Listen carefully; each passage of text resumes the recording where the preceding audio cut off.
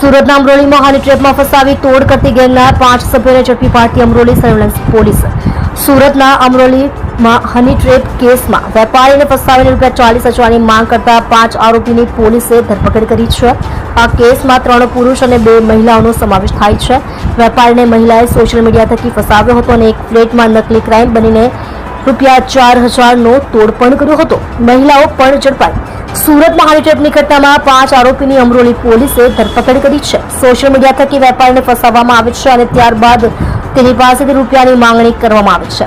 આરોપીઓએ પહેલા વેપારીને શાંત એપાર્ટમેન્ટમાં બોલાવ્યો અને ત્યારબાદ નકલી ક્રાઇમના અધિકારી બની તેની પાસેથી ₹4,000 લઈ ત્યારબાદ ₹40,000ની માંગણી કરવામાં આવે છે અને આ ગેંગના 3 સભ્યો ગુનાહિત ઇતિહાસ ધરાવે છે અને તેને લઈ પોલીસે ઊંડાણપૂર્વક તપાસ હાથ ધરી છે. કોણ કોણે ઝડપાયું આ કેસમાં? આ હની ટ્રેપની વાત કરવામાં આવે તો રાજુ ગુજારિયા, રાજુ કાથરોટિયા, વિજય માળી, તેજલ ઉર્ફે જાનવી, ઋત્વિકા ઉર્ફે ઋતુની પોલીસે ધરપકડ કરી છે.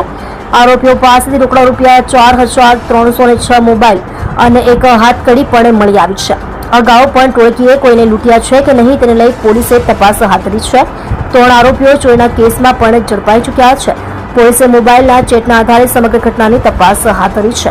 30 માર્ચ 2024ના રોજ પણ હની ટ્રેપની ઘટના શહેરમાં હની ટ્રેપનો વધુ એક બનાવ સામે આવ્યો હતો. પાલના જૈન વેપારીને ઘરમાં જૈન મંદિર બનાવવાનું કહીને ઘરે બોલાવ્યો. મહિલાએ ત્યારે કપડાં ઉતાર્યા. તે જ સમયે બહારથી 3 લોકોએ આવીને પછી ફસાવી ₹17 લાખ તોડ કર્યો હતો. તોડ પાડવાની આ પેરવી આગળ વધારતા વેપારીએ પોલીસમાં ફરિયાદ કરતા આખો મામલો સામે આવ્યો હતો.